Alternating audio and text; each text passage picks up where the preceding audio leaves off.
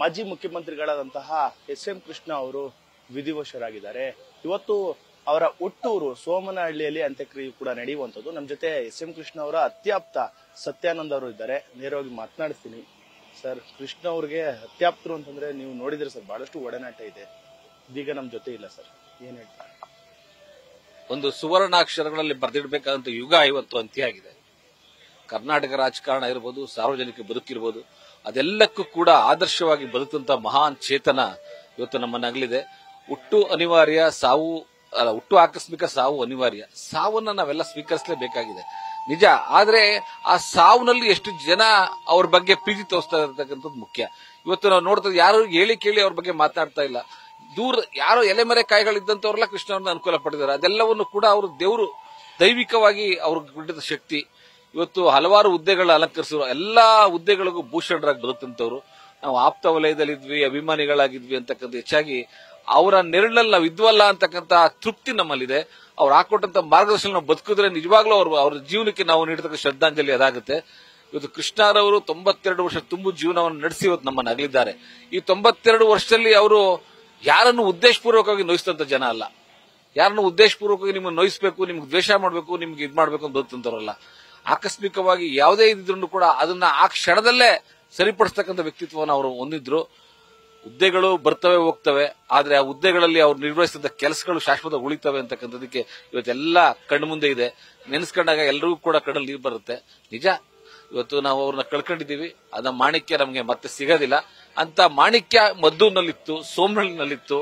ಇವತ್ತು ಈ ಸೋಮನಹಳ್ಳಿ ಮತ್ತು ಮದ್ದೂರು ಮಂಡ್ಯವನ್ನ ಇಡೀ ವಿಶ್ವ ನೋಡ್ತಕ್ಕಂಥ ಕೆಲಸವನ್ನ ಎಸ್.ಎಂ. ಕೃಷ್ಣ ಅವರು ತಮ್ಮ ಅವಧಿಯಲ್ಲಿ ಮಾಡಿದ್ರು ಅಂತಕ್ಕಂಥದ್ದು ನಮ್ಮೆಲ್ಲರಿಗೂ ಹೆಮ್ಮೆ.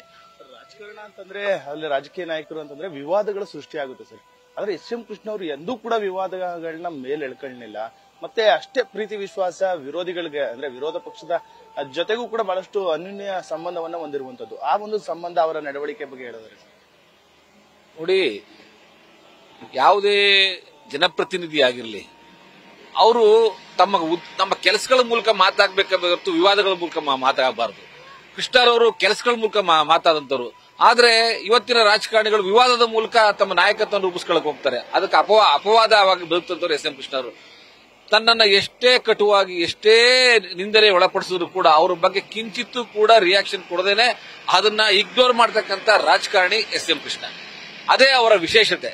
ಅವರು ಯಾವುದಕ್ಕೂ ಕೂಡ ನನ್ನ ಬಗ್ಗೆ ಅತ್ಯಂತ ಕಟು ಶಬ್ದ, ಅತ್ಯಂತ ಕೆಟ್ಟ ಶಬ್ದಗಳಲ್ಲಿ ಇವನ್ ಅವರು ಮುಖ್ಯಮಂತ್ರಿಗಳಾದ ಸಂದರ್ಭದಲ್ಲಿ ಅವರು ಅನುಭವಿಸಿದ ಎಲ್ಲ ನೋವುಗಳನ್ನ ಅವರೇ ನುಂಗಿದ್ರೆ ಹೊರತು ವಿರೋಧಿಗಳವ್ರನ್ನ ಬಹಳ ಅಂದ್ರೆ ಅವ್ರ ಪಾದಯಾತ್ರನ್ನು ಕೂಡ ಈ ಮಂಡ್ಯ ಜಿಲ್ಲೆ ಕಾಲಿಡಬಾರದು ಅನ್ನೋ ಮಟ್ಟಕ್ಕೆ ತಡೀಲಿಕ್ಕೆ ಹೋದ್ರು. ಅದನ್ನು ಕೂಡ ಬಹಳ ಸಮಚಿತ್ತದಿಂದ ಸ್ವೀಕರಿಸಿ ಮಂಡ್ಯ ಜಿಲ್ಲೆಗೆ ಪಾದಾರ್ಪಣೆ ಮಾಡಿದ್ರು. ಲಕ್ಷಾಂತರ ಜನ ಅದಕ್ಕೆ ವಿಟ್ನೆಸ್ ಆದ್ರು. ಇದೆಲ್ಲವೂ ಸಾಕ್ಷಿ. ಅದಕ್ಕೆಲ್ಲ ಅಪವಾದವಾಗಿ ಅದನ್ನೇ ಹೇಳಿದ್ದು, ಸಾರ್ವಜನಿಕ ಬದುಕು ಹೇಗೆ ಬದುಕಬೇಕು ಅಂತಕ್ಕಂಥದ್ದನ್ನು ಮತ್ತು ಈ ರೀತಿನೂ ಕೂಡ ರಾಜಕಾರಣ ಮಾಡಬಹುದು ಅಂತಕ್ಕಂಥದನ್ನ ತೋರಿಸ್ಕೊಟ್ಟರು ಎಸ್.ಎಂ. ಕೃಷ್ಣ ಅವರು. ಅಂದ್ರೆ ಮಾತು ಕಡಿಮೆ ಸರ್, ಅಭಿವೃದ್ಧಿ ಕಾರ್ಯಗಳು ಅವ್ರು ಕೊಟ್ಟಂತ ಕೊಡುಗೆಗಳು ಇಂದಿಗೂ ಕೂಡ ಅಜರಾಮರ, ಎಂದೆಂದಿಗೂ ಕೂಡ ಅಜರಾಮರ. ಅವರ ಒಂದು ಅಭಿವೃದ್ಧಿ ಸಾಧನೆ ಬಗ್ಗೆ ಹೇಳೋದು ನೋಡಿ. ಒಂದೇ ಉದಾಹರಣೆ, ನಾವುಗಳು ಕಾಲೇಜ್ಗೆ ಹೋಗ್ತಿದ್ದ ಬೇಕಾದ್ರೆ 1 ಅವರ್ ಒಂದು ಬಸ್ ಇತ್ತು ಮಂಡ್ಯದಿಂದ ಮದ್ದೂರಿಂದ ಮಂಡ್ಯಕ್ಕೆ ಹೋಗ್ಬೇಕಾದ್ರೆ. ಇವತ್ತು ಬೆಂಗಳೂರಿಗೆ 5 ನಿಮಿಷಕ್ಕೆ ಒಂದು ಬಸ್ ಇದೆ. ಇವತ್ತು ಇಷ್ಟು ಓಡಾಡ್ತಾವ್ರೆ ಅಂದ್ರೆ ಇದೆಲ್ಲ ಅಭಿವೃದ್ಧಿ. ಈ ಅಭಿವೃದ್ಧಿ ಕಾರಣ ಎಸ್.ಎಂ. ಕೃಷ್ಣ. ಯಾರು ಎಣಿಸಿರ್ಲಿಲ್ಲ ಸಿಂಗಲ್ ರೋಡಲ್ಲಿ ಓಡಾಡ್ತಿರ್ಬೇಕಾದ್ರೆ ಇಷ್ಟು ಬೇಗ ರಸ್ತೆ ಡೆವಲಪ್ ಮಾಡೋದು, ಇಷ್ಟೆಲ್ಲ ಆರ್ಥಿಕ ಬೆಳವಣಿಗೆ ಆಗುತ್ತದೆ. ಅವರು ಅದಕ್ಕೆ ಕಾರಣಪುತ್ರರಾದರು, ಮೈಸೂರು ಇದ್ದಾರೆ. ಇವತ್ತು ಈ ಸಮಾಧಿಯ ಮುಂದೆ ನೋಡ್ತಾ ಇದ್ದೀವಿ, ತೂಬುಂಕೆರೆ ಸೋಮನಹಳ್ಳಿ ಕೈಗಾರಿಕಾ ಪ್ರದೇಶ. ಇದು 80ನೇ ಇಸ್ವಿನಲ್ಲಿ ಅವರ ಮುಂದಾಲೋಚನೆಯಿಂದ ಪ್ರಾರಂಭ ಆದಂತ ಕೈಗಾರಿಕಾ ಪ್ರದೇಶ. ಅವ್ರಿಗೆ ಸಿಕ್ಕಂತ ಅತ್ಯಲ್ಪ ಅವಧಿ ಅದು. 3 ವರ್ಷ ಕೇಂದ್ರದಲ್ಲಿ ಕೈಗಾರಿಕಾ ಸಚಿವರಾಗಿರು. ಆ ಸಂದರ್ಭದಲ್ಲಿ ಇಲ್ಲಿ ಮತ್ತು ತೂಬುಂಕೆರೆನಲ್ಲಿ ಕೈಗಾರಿಕಾ ಉದ್ದೇಶಗಳ ವಸತಿಗಳನ್ನು ತೆಗೆದು ಇವತ್ತು ಸಾವಿರಾರು ಜನ ಮಹಿಳೆಯರು, ಸಾವಿರಾರು ಜನ ಯುವಕರು ಕೆಲಸ ಮಾಡ್ತಾ ಇದ್ದಾರೆ. ಇದಕ್ಕೆ ಕಾರಣ ಎಸ್.ಎಂ. ಕೃಷ್ಣ. ಇದು ಮದ್ದೂರಿನ ಉದಾಹರಣೆ. ಇವತ್ತು ಐಟಿ ಕ್ಷೇತ್ರದಿಂದ ಎಷ್ಟು ಲಕ್ಷಾಂತರ ಜನ ಇಡೀ ವಿದೇಶದಿಂದ, ದೇಶಾಂತರದಿಂದ ಬಂದು ಬೆಂಗಳೂರಿನಲ್ಲಿ ಕೆಲಸ ಆರಿಸಿಕೊಂಡು ಬಂದಿದ್ದಾರೆ. ಇದರಿಂದ ಎಷ್ಟು ಉದ್ಯೋಗ ಸೃಷ್ಟಿಯಾಗಿದೆ. ಇದೆಲ್ಲ ಒಬ್ಬ ದೂರದೃಷ್ಟಿಯ ನಾಯಕ ಅಷ್ಟೇ ಮಾಡಲಿಕ್ಕೆ ಸಾಧ್ಯ. ಅದು ಎಸ್.ಎಂ. ಕೃಷ್ಣ ಅವರ ವಿಶೇಷತೆ.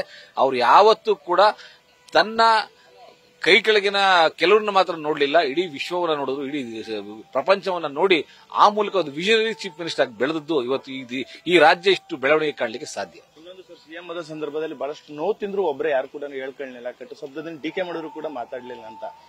ಆ ಕುರಿತು ಏನಾದ್ರು ಹೇಳ್ತೀರಾ ಸರ್? ಸಿಎಂ ಆದ ಸಂದರ್ಭದಲ್ಲಿ ಬಂದಂತ ಬರಗಾಲ, ಭೀಕರ ಬರಗಾಲ, ಅದಕ್ಕೆ ಬಿಸಿಯೂಟ ಯೋಜನೆ ಕೊಟ್ಟಂತದ್ದು, ಅದರಲ್ಲೂ ಕೂಡ ರಾಜ್ಕುಮಾರ್ ಅವರ ಅಪಹರಣ, ಅದ್ರ ಬಗ್ಗೆ ಏನಾದ್ರು ಹೇಳ್ಕೊಳ್ತೀರಿ ಸರ್ ಆಪ್ತರ ನಿಮ್ಮೆಲ್ಲರ ಜೊತೆ? ಖಂಡಿತ ಹಲವಾರು ವಿಚಾರಗಳನ್ನ ಅವ್ರು ಚರ್ಚೆ ಮಾಡೋ ಸಂದರ್ಭಗಳಲ್ಲಿ ಹೇಳಿದ್ದಾರೆ. ಅದು ಸಾರ್ವತ್ರಿಕವಾಗಿ ಸತ್ಯವೂ ಕೂಡ ಹೌದು. ಆದ್ರೆ ಅದೆಲ್ಲವನ್ನು ಕೂಡ ಸಾರ್ವಜನಿಕವಾಗಿ ಅವ್ರು ಯಾವತ್ತೂ ಪ್ರಸ್ತಾವ ಮಾಡ್ಲಿಕ್ಕೆ ಇಷ್ಟಪಡ್ತಿರ್ಲಿಲ್ಲ. ಯಾಕೆಂದ್ರೆ ನಿಜ ಅಧಿಕಾರಸ್ಥರ ಮೇಲೆ ತಾನೇ ಬಾಣಗಳು ಪ್ರಯೋಗ ಮಾಡಕ್ ಸಾಧ್ಯ. ಅಧಿಕಾರ ಇರ್ಲಾಗ್ದ ನಾನು ಏನ್ ಕೆಲಸ ಮಾಡಿದೆ ಅನ್ನೋದನ್ನು ಮುಂದೆ ಜನ ತೀರ್ಮಾನ ಮಾಡಬೇಕೇ ಹೊರತು ಯಾರೋ ಒಬ್ಬ ಟೀಕೆಗೆ, ಯಾರೋ ಒಬ್ಬರ ದ್ವೇಷಕ್ಕೆ ನಾನು ಉತ್ತರ ಕೊಡಬೇಕಾದ ಅವಶ್ಯಕತೆ ನನ್ನಲ್ಲಿಲ್ಲ. ಆ ಒಂದು ರಾಜಕಾರಣವನ್ನು ಎಸ್ ಎಂ ಕೃಷ್ಣ ಬೈಗೂಡಿಸ್ಕೊಂಡಿದ್ರು. ಅದು ಅವರ ರಕ್ತಗತವಾಗಿ ಬಂದಂತ, ಅವ್ರ ತಂದೆ ಇರ್ಬೋದು, ತಾತ ಇರ್ಬೋದು, ಮತ್ತು ಅವರು ಪಡೆದಂತ ಸುಸಂಸ್ಕೃತ ವಿದ್ಯೆಯಿಂದ ಇರ್ಬೋದು, ಎಲ್ಲವನ್ನು ಕೂಡ ಅವ್ರು ಪಡ್ಕೊಂಡಿದ್ರು. ಅವ್ರ ವ್ಯಕ್ತಿತ್ವ ಎಷ್ಟು ಶುದ್ಧವಾಗಿತ್ತು ಅಂದ್ರೆ ಅವರ ಆಗ್ತಿದ್ದ ಬಟ್ಟೆ ಎಷ್ಟು ಶುಭ್ರವಾಗಿತ್ತು, ವ್ಯಕ್ತಿತ್ವ ಅಲ್ಲಿ ಅವರು ಮಾಡ್ತಾರೆ. ಇನ್ನೊಂದು ನಾನು ತಿಳಿಸಲೇಬೇಕಾದಂಥದ್ದು, ಇಷ್ಟು ಜನ ಮುಖ್ಯಮಂತ್ರಿಗಳು, ರಾಜಕಾರಣಿಗಳು ಎಲ್ಲರೂ ನೋಡಿದ್ದೀರಿ, ವೇದಿಕೆ ಮೇಲೆ ಯಾವತ್ತಾರು ಕೃಷ್ಣ ಅವ್ರು ನಿದ್ದೆ ಮಾಡಿರ್ತಕ್ಕಂಥದ್ದು ಯಾರು ನೋಡಿಲ್ಲ. ಯಾಕೆಂದ್ರೆ ನಿಜ ನಿದ್ದೆ ನಾವು ಹೇಳಿ ಕೇಳಿ ಬರೋದಿಲ್ಲ.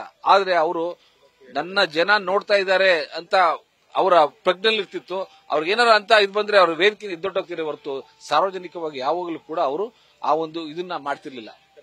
ಜೀವನದ ಹೇಳಿದ್ರಿ ಸರ್, ಜೊತೆಗೆ ಅವರ ಜೊತೆ ಕಳೆದಂತ ಕ್ಷಣಗಳು, ಅವ್ರ ನಡುವಿನ, ನಿಮ್ಮ ಎಲ್ಲರ ನಡುವಿನ ಬಾಂಧವ್ಯ ಹೇಗಿತ್ತು ಸರ್, ಅದನ್ನ ಮೆಲುಕು ಹಾಕೋದಾದ್ರೆ? ನಾನು ಅವರ ಅನುಭವದಷ್ಟು ವಯಸ್ಸಿಲ್ಲದೆ ಇರತಕ್ಕಂಥ ವ್ಯಕ್ತಿ. ನಮ್ಮಂತವ್ರ ಜೊತೆನೆಲ್ಲ ಕೂತ್ಕೊಂಡು ಕೂಡ ಮಾತಾಡ್ತಿದ್ರು. ಮತ್ತು ನಮ್ಮ ಸಲಹೆಗಳನ್ನ ನಾವು ಅದು ಒಳ್ಳೇದು ಕೆಟ್ಟದ್ದು ಏನೋ ಹೇಳ್ತಿದ್ವಿ. ಆ ಸಲಹೆಗಳಲ್ಲಿ ಯಾವ್ದೊಂದು ತಗೋಬೇಕು, ಈ ಹುಡುಗ ಏನೋ ಹೇಳ್ತಾ ಇದ್ರಲ್ಲಿ ಏನೋ ಒಂದು ಇದಿದೆ ಅಂತಕ್ಕಂಥದನ್ನ ಗ್ರಹಿಸಿ ಕೆಲವೊಂದು ವಿಚಾರಗಳನ್ನ ಹೇಳ್ಬೇಕು ಅಂದ್ರೆ, ಇತ್ತೀಚೆಗೆ ನಾನು ತೀರಾ ಹಳೆದಲ್ಲ, 2016-17 ಅವರು ಅಧಿಕಾರ ವಿಮುಖರಾದ್ಮೇಲೆ ಮಂಡ್ಯ ಜಿಲ್ಲೆ ವಿಚಾರ ಇರ್ಬೋದು, ರಾಜ್ಯ ರಾಜಕಾರಣ ವಿಚಾರ ಇರ್ಬೋದು, ಕೆಲವನ್ನ ನಾವು ವಾಟ್ಸಪ್ ಮಾಡಿದ್ರೆ ಅದಕ್ಕೆ ನೋಡಿ ರಿಪ್ಲೈ ಮಾಡ್ತಿದ್ದಂತ 90 ವರ್ಷದ ಒಬ್ಬ ರಾಜಕಾರಣಿ ಅಂತಂದ್ರೆ ಎಸ್ ಎಂ ಕೃಷ್ಣ. ಇದಕ್ಕೆ ನಾನೇ ಸಾಕ್ಷಿ. ಕೆಲವೊಂದು ಮಂಡ್ಯದಲ್ಲಿ ನಡೆದಂತಹ ಘಟನೆಗಳು, ಸಾರ್ವಜನಿಕ ಸಮಸ್ಯೆಗಳು, ಈ ಬಗ್ಗೆ ಅವ್ರ ತಕ್ಷಣ ಹೇಳಿದ್ರೆ, ಇವತ್ತು ಮಂಡ್ಯದಲ್ಲಿ ಒಂದೇ ಉದಾಹರಣೆ ಹೇಳ್ತೀನಿ. ಮದ್ದೂರಿನಲ್ಲಿ ಕೋರ್ಟಲ್ಲಿ ಒಂದು ಸಮಸ್ಯೆ ಆಯ್ತು. ಇವತ್ತು ಅವರು ಕೋರ್ಟ್ ಕಟ್ಟಿದ್ದು, ಮದ್ದೂರು ಕೋರ್ಟ್ ಕಟ್ಟಿರ್ತಕ್ಕಂಥ ಎಸ್ ಎಂ 91 ಇಸ್ವಿನಲ್ಲಿ. ಇವತ್ತು ಅದು ಕಂಜೆಸ್ಟ್ ಆಗಿದೆ, 4 ಕೋಟಿ ಎಕ್ಸ್ಟ್ರಾ ಬಂದಿದೆ, ಕೋರ್ಟ್ ಕಟ್ಟಕ್ಕೆ ಜಾಗ ಇಲ್ಲ ಅಂತೇಳಿ ಜಸ್ಟ್ ಡಿಸ್ಟ್ರಿಕ್ಟ್ ಜಡ್ಜ್ ನನಗೊಂದು ಮಾತು ಹೇಳಿದ ತಕ್ಷಣ, ನಾವು ಮೆಸೇಜ್ ಮಾಡಿದ ತಕ್ಷಣ ಅವತ್ತಿನ ಮುಖ್ಯಮಂತ್ರಿ ಯಡಿಯೂರಪ್ಪ ಅವರಿಗೆ ತಕ್ಷಣ ಒಂದು ಪತ್ರ ಬರೆದು 4 ಎಕರೆ ಜಾಗ ಸ್ಯಾಂಕ್ಷನ್ ಮಾಡಿಸಿದ್ರು. ಇದು ಸಣ್ಣ ಉದಾಹರಣೆ. ಅವ್ರಿಗೇನ್ ಬೇಕಾಗಿರಲಿಲ್ಲ, ಅವ್ರ ಅಧಿಕಾರ ಬಿಟ್ಟಿದ್ರು, ಯಾರೋ MLA ಆಗಿದ್ದಾರೆ, ಯಾರೋ MP ಆಗಿದ್ದಾರೆ, ಯಾರೋ ಮುಖ್ಯಮಂತ್ರಿ ಆಗಿ ನಾನೇ ಬರ್ಬೇಕು ಅಂದಿಲ್ಲ. ನನ್ನ ಸ್ಥಳ, ನನ್ನ ಊರಿನಲ್ಲಿ ಈ ತರ ಸಮಸ್ಯೆ ಇದೆ ಅಂತ ಗೊತ್ತಾದ ತಕ್ಷಣ ಅವರು 4 ಎಕರೆ ಜಾಗವನ್ನು ಸ್ಯಾಂಕ್ಷನ್ ಮಾಡಿಸಿದ್ರು. ಇದು ಸಣ್ಣ ಉದಾಹರಣೆ ಹೇಳೋದು. ಅದೇ ರೀತಿ ಗುರು ಅಂತ ಒಬ್ಬ ಯೋಧ ಪುಲ್ವಾಮಾ ದಾಳಿನಲ್ಲಿ ತೀರೋಗ್ಬಿಟ್ಟ. ಅವ್ರಿಗೆ ಒಂದು ಕ್ರಿಮೇಷನ್ಗೆ ಅವ್ರು ಬಂದಿದ್ರು, ಕೃಷ್ಣ ಅವ್ರು ಬಂದಿದ್ರು. ನಾವು ಬೇಡ, ಅವತ್ತು ಆರೋಗ್ಯ ಸೇರಿರ್ಲಿಲ್ಲ, ಹೋಗೋದು ಬೇಡ ಅಂದ್ರು. ಇಲ್ಲ, ನಾನು ಹೋಗ್ಲೇಬೇಕು, ನಮ್ಮ ಊರಿನ ಹುಡುಗ ತೀರೋಗಿದ್ದಾನೆ ಅಂತ ಹೇಳಿ ಬಂದ್ರು. ಬಂದಂತ ಸಂದರ್ಭದಲ್ಲಿ ಎಲ್ಲ ನೋಡಿ, ಅದು 1 ವರ್ಷ ಆದ್ಮೇಲೆ ಅವ್ರು ಇದಾಗಿರ್ಲಿಲ್ಲ, ಸ್ಮಾರಕ ಕೆಲಸ ಆಗಿಲ್ಲ. ಅದು ಪ್ರಜಾವಾಣಿ ಪೇಪರ್ ನಲ್ಲಿ ಅದು ನ್ಯೂಸ್ ಬಂದಿತ್ತು. ಅದನ್ನ ಪೇಪರ್ ಕಳಿಸಿ ನಾನು ವಾಟ್ಸ್ಆಪ್ ಮಾಡಿದ ತಕ್ಷಣ ಅವತ್ತು ಮುಖ್ಯಮಂತ್ರಿ ಯಡಿಯೂರಪ್ಪನವರೇ ಅವ್ರಿಗೆ ತಕ್ಷಣ ಇದು ಕಾಲ್ ಮಾಡಿ ಒಂದು ಲೆಟರ್ ಕಳಿಸಿ 25 ಲಕ್ಷ ದುಡ್ಡು ಸ್ಯಾಂಕ್ಷನ್ ಮಾಡಿಸಿದ್ರು. ಇದು ಯಾರಿಗೂ ಗೊತ್ತಿಲ್ಲ ಜನಕ್ಕೆ, ಇದು ಅವ್ರು ಮಾಡದಂತ ಕೆಲಸ. ಅದು ನನಗೆ ಹೇಳ್ತಿದ್ರು, ಇದು ಜನಕ್ಕೆ ಗೊತ್ತಾಗಿ ಏನಾಗಬೇಕಾಗಿದೆ, ಆ ಹುಡುಗನಿಗೆ ಒಂದು ಗೌರವ ಸಲ್ಲಿಸಬೇಕು, ಆ ಕೆಲಸ ಆಗ್ಬೇಕು ಅಂತ ಹೇಳಿ ಈ ಮಾತನ್ನ ಅವ್ರು ಹೇಳ್ತಿದ್ರು. ಮರೆಯಲಾಗದ ಕ್ಷಣ ಅಂತಂದ್ರೆ ಸರ್, ನೆನಪು ಮಾಡ್ಕೊಳ್ಳೋದಾದ್ರೆ ಹಲವಾರು ಕ್ಷಣಗಳಿದ್ದಾವೆ.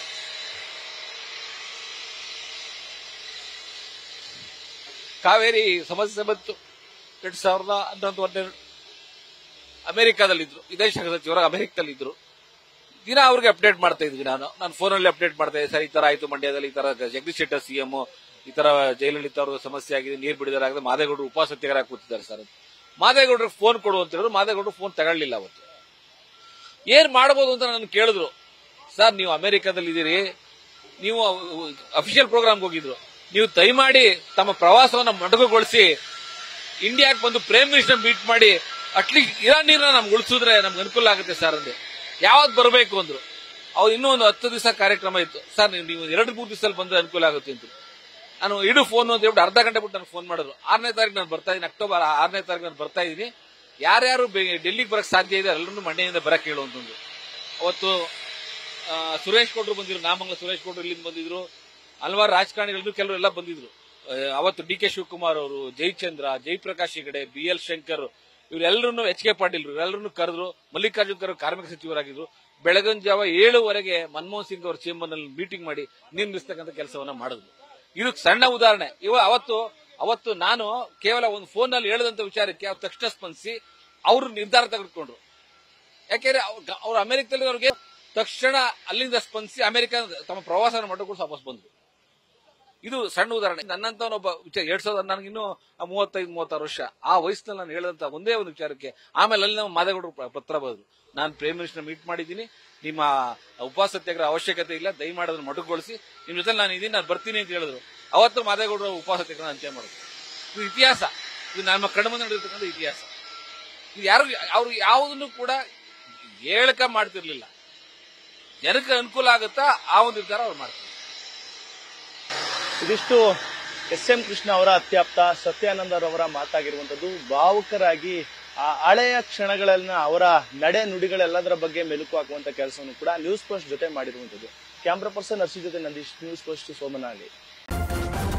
ನ್ಯೂಸ್ ಫಸ್ಟ್ ನಿರ್ಭೀತಿಯಿಂದ ನಿಮ್ಮ ಪರವಾಗಿ.